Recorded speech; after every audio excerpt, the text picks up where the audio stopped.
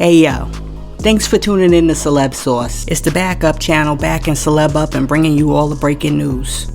After being cancelled in Egypt, Kevin Hart went to South Africa for his reality show tour, which kicked off at Grand Arena in Cape Town.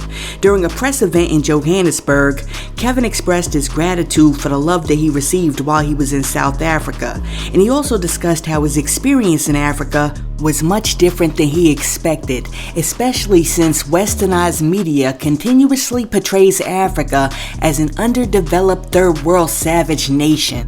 While talking to reporters, Kevin stated that the media does Africa a disservice by constantly reporting negative stories about the continent, which in reality is very different than he thought it would be. Check out what your boy Kevin had to say. So when something about Africa is talked about, it's normally bad, it's normally violent, it's normally something about the country or something that just happened where a disease broke, and it's never good. So your perception is what people have forced you to believe. So until you get the heart to go, I'm going, I want to see for myself, you don't know. So all I know is what the news says. So in my mind, I'm like, hey man, I'm not trying to go over there and get kidnapped. Okay? Like it's a reality. It's not me saying it to hypothetically say it. I'm saying from what I've seen. And then I go and I see an amazing city. We're blown away by seeing fans, by seeing people that are like, yo, we love your music. Why not show us that? You know, why not show the entertainers that love to give back, that love to embrace their fans, that love to be a part of charitable things? Why not show us the amazing stuff that's over here, so when we get here, we see for ourselves, and then our senses are enhanced to where not only do we want to come back, but we want to come back and we want to be involved with things that you have going on. But until we get the heart as artists and we spread that rumor ourselves, we don't know. And to be honest, we're a community. That's how I ended up coming over. I know Nicki, I know Beyonce, I know Jay-Z and all. I talked to them, hey guys, is there anything to worry about? Guys, should I get these shots? They told me to get the shots. Do I need the shots? This was a big thing for me. I'm not lying. Like, I literally called several people. When I called people, I had people track down people that were from Cape Town, from Johannesburg, and I talked to them. Hey man, am I gonna get bit by a mosquito and not be able to come back? Kevin, what are you talking about? You sound ignorant. No, you don't need nothing like that. It's the same. You're gonna come over and you're gonna be shocked. And I was like, I know, but they said I need shots. Do I need these shots? No, but I'm repeating what I've heard. I'm repeating what the media has forced me to believe. So now that I'm here, I'm like, this is ridiculous. I don't need shit. I'm fine. It's a city. Like I feel like I'm in New York. Listen, Kevin is right, because the media has always depicted Africa as the dark continent. But they do it on purpose, because the media has always been a key component of institutional racism. By making Africa look like a savage nation, it's easier for these countries to colonize their resources. If they can make you think that all African peoples are uncivilized, then it's easier for them to argue that they need to take up the white man's burden. So, from the time that you're young, they start showing you these cartoons are like the savages in Africa, so that you feel more comfortable with them going in there to help the poor Africans. But when they go over there, they're not helping anybody.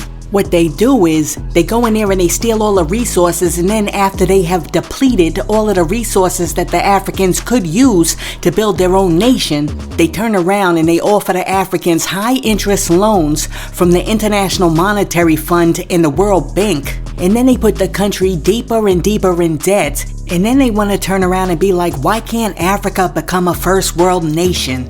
You gotta understand, it's all a cycle of capitalism and racism. And the media has always been a tool to perpetuate that capitalism and racism, because most media is for profit. And every for-profit company got goals. And the goal here is 1, to help the powers that be steal Africa's resources. And 2, to make sure that African Americans and Africans don't unify. Because if we ever do, we're going to be a force to be reckoned with. And while we're talking about Africa, the other day Afrobeats artist Burna Boy was talking to Shaka Bars, and Shaka asked him, why is it important that the diaspora come home? And in response to the question, Burna Boy explained that most black people in America don't know their ancestry and are unable to pinpoint where in Africa they came from. Burna then went on to compare the Black American experience to that of other minority communities. Burna said, quote, let's use America. Why do you think the Chinese American has their respect? The Chinese American has a base. He knows he's from China. The Italian American knows that his grandparents came from Italy. They know the first person from their family to come to America and start that line to make them Italian American. Same goes for everyone else except the African American. How can the African American and Italian American be on the same field?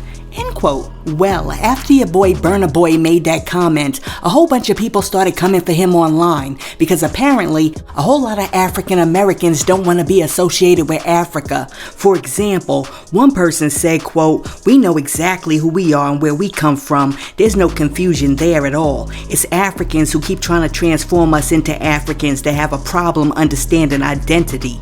End quote. And then another person said, quote, for starters, we're not Africans. Let's just clear that up. End quote. And then after that, another person came through and said, quote, y'all obsession with my people is starting to infuriate me. Hands off the Black American. Freedmen, FBA, ADOS, Indian, we're our own admix group now. And our ethnogenesis is America. We have globally recognized contributions to the world. What has Africa done? End quote. I mean, I wonder if she's wondering what Africa has done aside from creating writing, science, math, medicine, astronomy, farming, domestication of animals, religion, the wheel, a boat, the irrigation system, metallurgy, architecture, dance, music, the creation of tools, the creation of schools. I mean, the list can go on, but I guess this chick on Twitter is the expert and they've done nothing. Listen, I've got some news that might shock these three unlearned, uneducated people. Because guess what? We are all from Africa. Why? Because all humanity began in Africa. But unfortunately, these three were not the only three people who had a problem with African Americans being associated with Africans. So, after being bombarded, and I mean bombarded with a whole bunch of negative comments, Burna Boy came back and he made another statement. Burna Boy said, quote, it's sad to see that in 2023, there are still such black people who would prefer to stay divided and conquered. Maybe it's my accent or something, but I've never said you were African and not American. I also did not say that Africa is part of a heaven. You deserve all the land and reparations you want from America, and I'm 100% in support of that. All I've ever done is try to make you understand that you have Africa too that loves you. And I believe coming together as brothers and sisters is the only way forward for us black people worldwide. You work against the progress of our people worldwide if your goal is to keep us divided. End quote. I gotta tell you, I agree with your boy Burna Boy 100%, and I am in shock of how many African Americans try to distance themselves from Africa. Listen, we gotta get some history books, and we gotta start reading and understanding our history and our roots. Because like they say, my people are destroyed by a lack of knowledge. Now check it out. The other night, your boy CeeLo Green decided that it would be a good idea to attend Shorty Lowe's tribute party on horseback. I mean, my man trotted the horse into the club like a cowboy without a hat. Now, after trotting that horse in a few circles around the club flexing, the horse's knees buckled and your boy CeeLo fell off the horse. I'm done. Listen, that horse looked like it was struggling, so I don't even know what to say. Like, if you're gonna ride the horse into the club, I mean, you need to know how to ride the horse. I mean, that right there is embarrassing. You remember how Dave Chappelle did When Keeping It Real Goes Wrong? That right there is called When Trying to Flex Goes Wrong. Listen, on to the next story. Recently, your girl Lotto has come under a whole lot of fire after confessing that she was once arrested for bringing a loaded gun to Los Angeles International Airport while traveling to a show. After sharing that story, a lot of her critics blasted her for trying to be gangster and trying to act hard. They called her out because they claim that her persona that she pushes in her music does not match up to her authentic personality. Well, after hearing what the critics were saying, Lotto decided that she was gonna jump online and she was gonna clarify some facts. Lotto said, quote, "I need y'all to go look up my catalog. I don't know if y'all forgot or if it's like new fans, y'all not familiar, and then y'all want to be down my Z about something. As soon as I respond, I'm bothered though. Nah, B, I'm just letting you know y'all got the story wrong. I'm not gangster. I never claimed to be gangster. I'm not gangster, baby. I get money. The F? I got a ninja who suck these toes every night. Eat this A from the back. I cook. I'm a whole housewife. I'm not a gangster. The F? I got $1 million deals like plural. Yeah, multiple $1 million deals on the table. I'm not trying to push no effing gangster image. Matter of fact, we kept that ish under wraps on my mama. That ish happened over a year ago. I mentioned it in a song. I freestyled that verse and it slipped out my mouth. They were like, oh, that's hard, keep it. And I just left it in there. End quote. Okay, so let me get this straight. In an effort to prove that she's not gangsta, Lotto just came out and proved that she is extremely ratchet. Because who cares whether you got a man licking your toes and, doing the other stuff? I mean, that is a hot mess. Why do you have to say like the most base thing possible? Listen, let me know what you think about your girl Lotto in the comments. And while you're down there leaving a comment, be sure to like and subscribe to the channel. Now check it out. The other day your boy 6ix9ine got stomped out at the LA Fitness, and a whole lot of people were saying that the incident was sus, and some people even accused 6ix9ine's bodyguards of being in on the situation. So, 6ix9ine's bodyguard Bam Bam came out online and he wanted to clarify the situation. He said he ain't had nothing to do with it, and he even challenged the dudes who beat up 6ix9ine to a modern day duel. Which means that he jumped online and challenged Tekashi's attackers to a fight. And he said, if you lose, you die.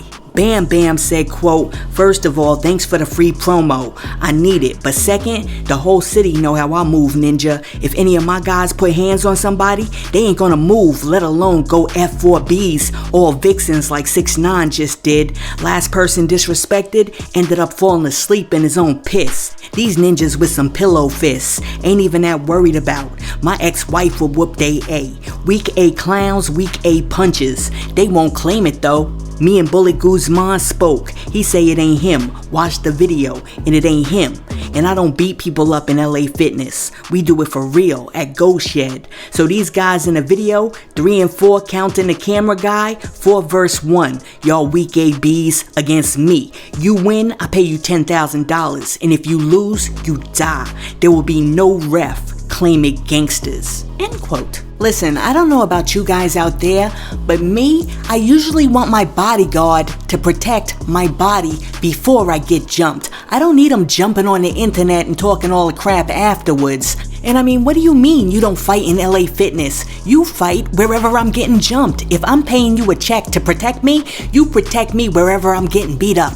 I mean, if I'm getting jumped at Starbucks, you fight at Starbucks. If I'm getting jumped at Foot Locker, you fight at Foot Locker. You can't turn around and say, listen, I don't fight in Starbucks. I don't fight in Foot Locker. What in the world is that? And then you jump on the internet trying to act hard and you challenge these dudes to a duel like this is Bridgerton. What are you doing? Listen, if I was Tekashi 6ix9ine and I paid this dude to be my bodyguard, I would be asking for a refund. Cause what good is a bodyguard that doesn't guard your body? Look, I can't even take these dudes serious anymore, and now I'm starting to think that the whole thing was a sham. But let me know what you think about this dude in the comments. And hey yo, thanks for tuning in to Celeb Source, your source for celebrity news. Be sure to like and subscribe to the channel. Peace.